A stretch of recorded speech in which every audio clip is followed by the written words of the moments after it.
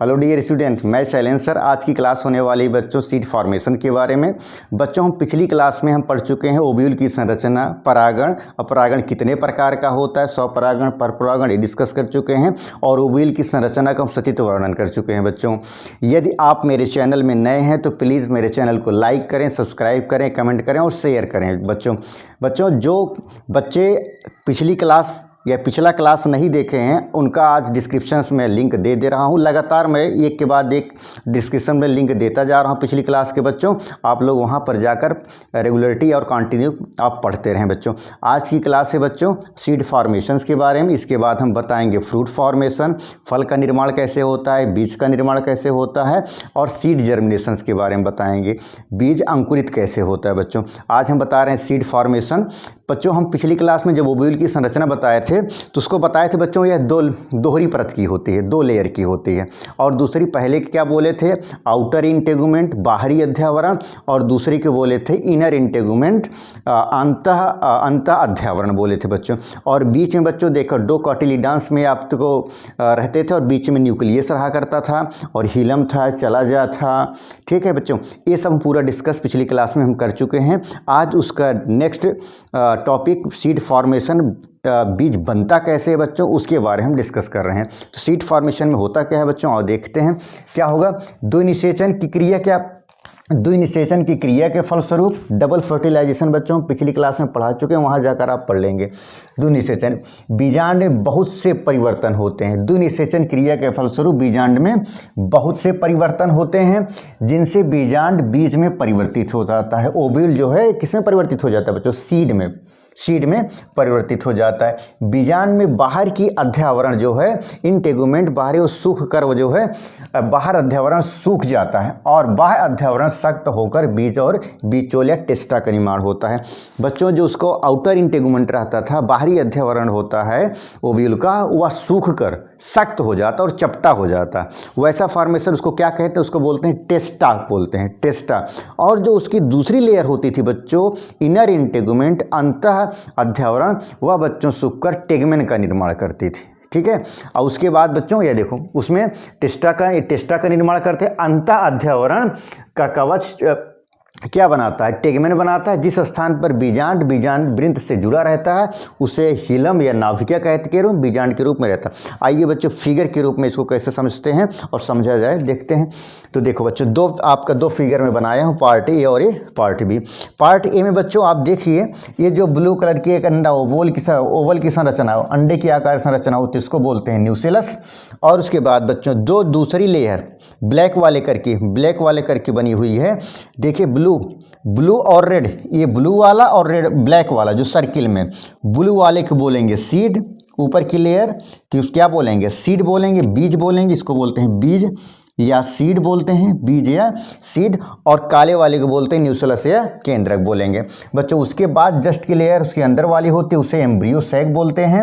और बच्चों देखो जो 2 के आकार कैसे 2 उंगलियों के आकार की बनी हुई संरचना है उसको बोलते हैं कॉटिलीडॉन। कॉटिलीडॉन से जस्ट नीचे बना होगा प्लूम्यूल ऑफ रेडिकल। कॉटिलीडॉन और प्लूम्यूल ऑफ रेडिकल को बच्चों हम बोलते हैं एम्ब्रियो। इन दोनों को मिलाकर क्या बोलते हैं, एम्ब्रियो। और जस्ट उसके प्लूम्यूल ऑफ रेडिकल के जस्ट नीचे ये गोल के आकार की संरचना दिख रही है बच्चों, उसको बोलते हैं बेसल सेल। और उसके जस्ट ऊपर पहले वाली लेयर को बोलते हैं सस्पेंसर सेल। और यह सब जी कौन सा, कॉटिलीडॉन और प्लूम्यूल यह जहाँ पर है जिसमें स्थित है उसको बोलते हैं क्या बोलते हैं, इंडोस्पर्म बोलते हैं। इसके बाद बच्चों इसका जो नेक्स्ट स्टेप आया, सेकेंड स्टेप आया, वो मेच्योर होकर सीड में जब परिवर्तित होगा तो ऐसे आकर बनेगा बच्चों। कैसे, देखिए जो इसको रेड वाली जो सर्किल के रूप में गोल की आकार की संरचना होती है रेड की आकार की, उसको बोलते हैं क्या बोलते हैं, टेस्टा बोलते हैं। और उसके जस्ट सेकंड वाली लेयर को न्यूसेलस बोलते हैं, केंद्रक में नाभिकी या केंद्रक न्यूसेलस में बोलेंगे। ठीक है, तो उसके बाद बच्चों जो सेकंड वाली लेयर है जो 2 की कॉटिलीडॉन के तौर पे बनी हुई है, ये जो कॉटिलीडॉन्स के रूप में बनी है, ऐसे देख रहे हो रेड से बना रहा हूँ, ये जो बनी हुई है इसको बोलेंगे बच्चों प्लूम्यूल। और उसके दोनों के लेयर को भैया बोलते हैं कॉटिलीडॉन्स। और उसके जस्ट नीचे पड़ा हुआ रेडिकल। कॉटिलीडॉन, प्लूम्यूल और रेडिकल को टोटली आप कहेंगे क्या, एम्ब्रियो। और उसके बाद बच्चों जो फर्स्ट लेयर है अंदर की उसको बोलेंगे रेमिन्स ऑफ द इंडोस्पर्म। बच्चों ये रहा आज का सीड फॉर्मेशन का लेक्चर। पूरी तरह से बच्चों आप इसका फिगर जरूर बनाइएगा, फिगर ऐसे बनाइए लीजिए, राइट डाउन करिए और इसके बाद नेक्स्ट क्लास करवा रहे हैं आपकी।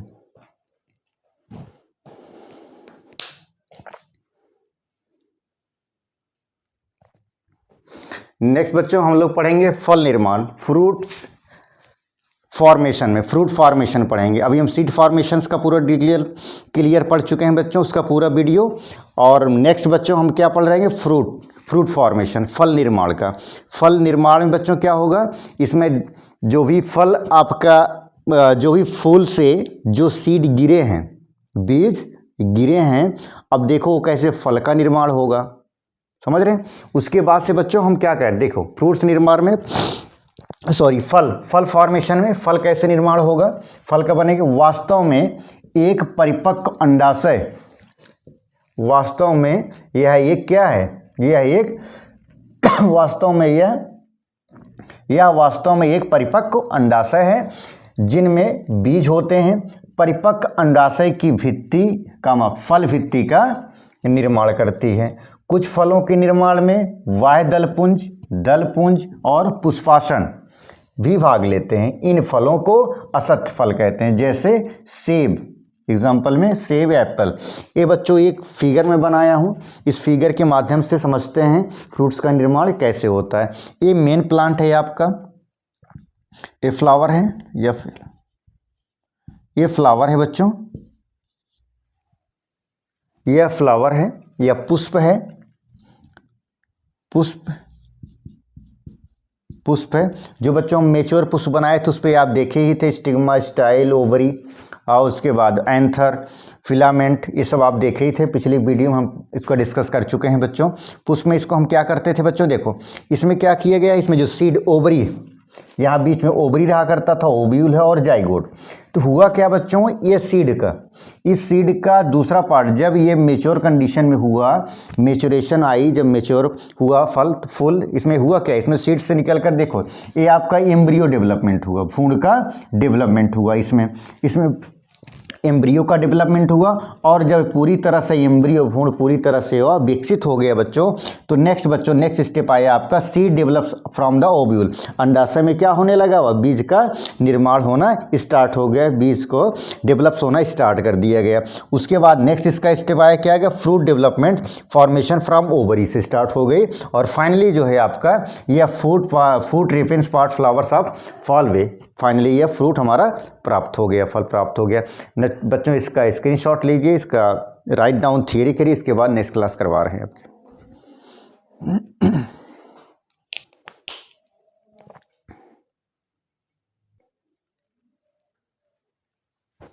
नेक्स्ट बच्चों हम पढ़ेंगे सीड फॉर्मेशन के बारे में, सीड जर्मिनेशन के बारे में पढ़ेंगे।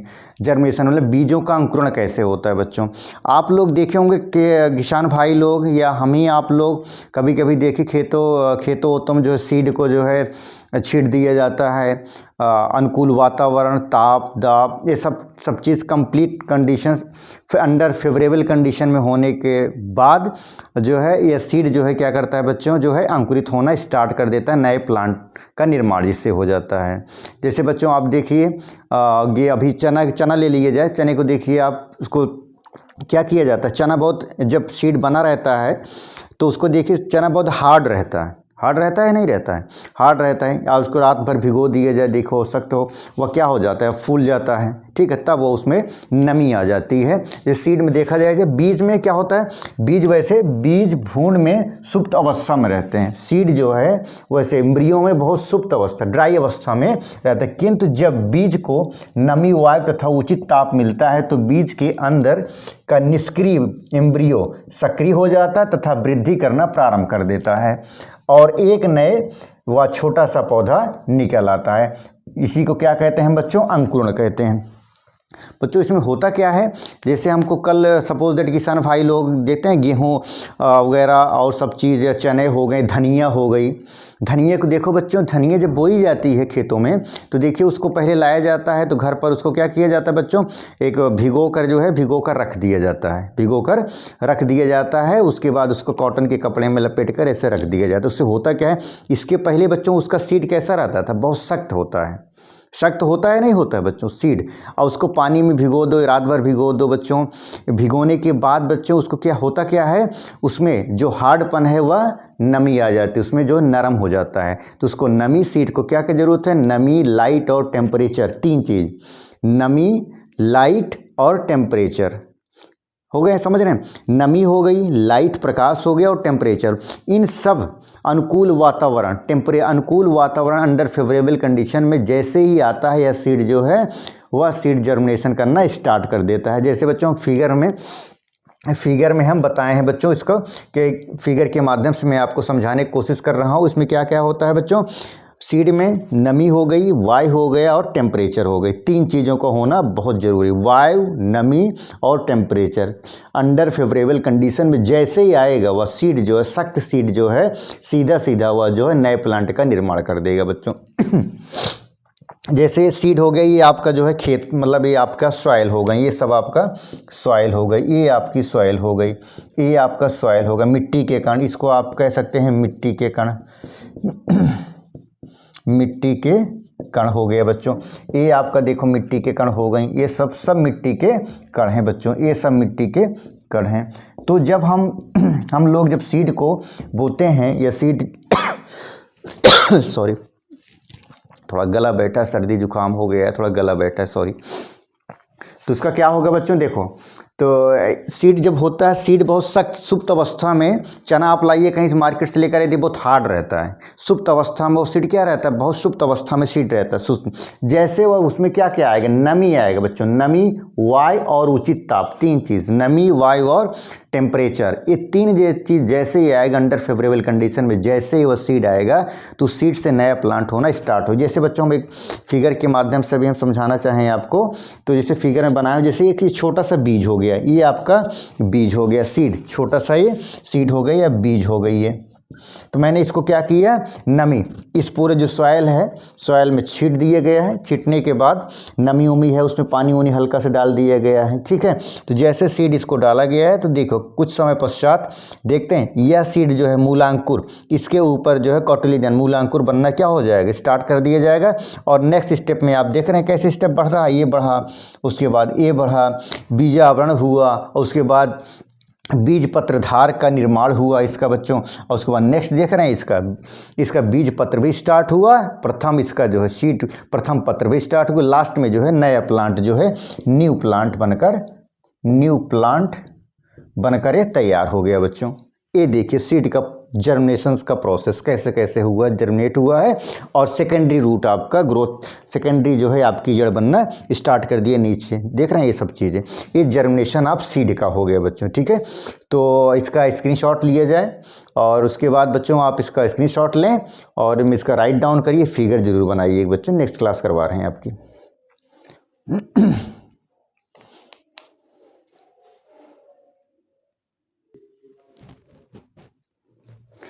अब बच्चों हम नेक्स्ट इसी के आगे बच्चों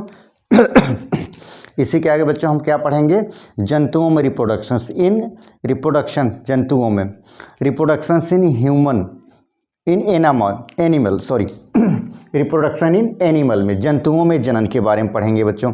जंतुओं में जनन हम बच्चों अभी तक पढ़ रहे थे हम प्लांट में, रिप्रोडक्शन इन प्लांट में, अब हम पढ़ रहे हैं रिप्रोडक्शन इन एनिमल में, जंतुओं में जनन।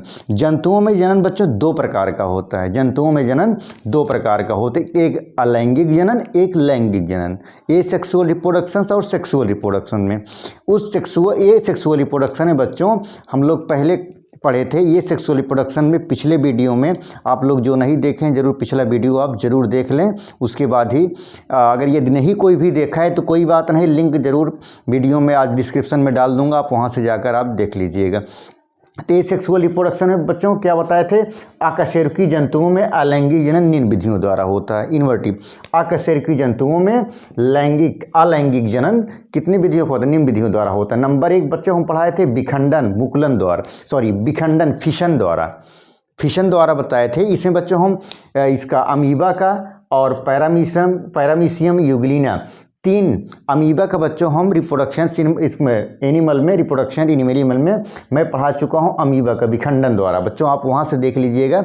अमीबा में इंडाइजेशन भी हम बताए थे बच्चों, कैसे पाचन करता है, इसका भी एक्सप्लेनेशन हम दिए थे फिगर में बच्चों।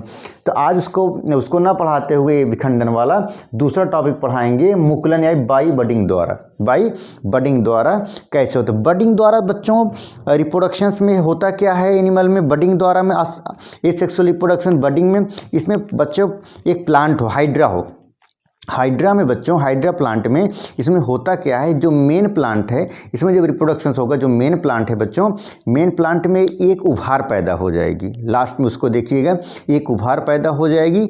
जैसे जैसे वह डेवलप होता जाएगा, वह अपने मेन प्लांट से हटकर कटकर अलग होकर वह बच्चों क्या कर दिया जाता है, वह उससे एक जो है नया प्लांट जो है जनरेट कर दिया जाता है। जैसे हाइड्रा में देखा जाए, मुकुलन द्वारा में क्या होगा, मुकुलन में कलिका उत्पादन द्वारा जनन सरल बहुकोशिकीय जीवों, जैसे साइकन हुआ, हाइड्रा हुआ, कौन कौन सा हुआ, साइकन और हाइड्रा हुआ, में पाया जाता है, जिसमें वयस्क जंतु के शरीर पर एक स्थान पर एक छोटा सा उभार मुकुल बनता है, जो शरीर धीरे धीरे बड़ा होकर यह तथा पूर्ण विकसित होकर जनक कोशिका के से अलग होकर एक स्वतंत्र जीव बन जाता है। जैसे बच्चों हम फिगर के माध्यम से मैं आपको बताना चाहूँगा, इसको आप देखिए।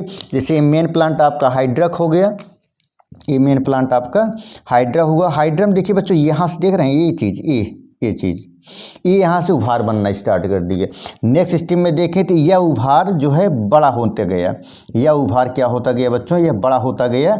देखिएगा एक कलिका का रूप ये ले लिया। और नेक्स्ट स्टेप में बच्चों आप यही जो है उभार जो है आप देखिए, इससे अलग होकर नया हाइड्रा का निर्माण जो है इन्होंने कर लिया, इसका नया हाइड्रा का निर्माण कर लिया और मेन प्लांट से अलग हो जाएगा बच्चों। ये रहा हाइड्रा का जो है बाई बडिंग द्वारा रिप्रोडक्शंस में क्या क्या होता है। पहला सब साइकन हाइड्रा आज प्लांट में होगा। जैसे इसमें होगा क्या बच्चों, जंतु में होगा क्या, यह इसमें इस जंतु में क्या होगा बच्चों, एक छोटा सा उभार बनेगा और जैसे जैसे वो कली बढ़ता जाएगा, वह बड़ा होकर जो है अपने मेन प्लांट से अलग हो जाएगा और नए जीव का निर्माण कर लेगा। बच्चों इसका स्क्रीनशॉट लीजिए, राइट डाउन करिए, इसके बाद नेक्स्ट क्लास करवा रहे हैं।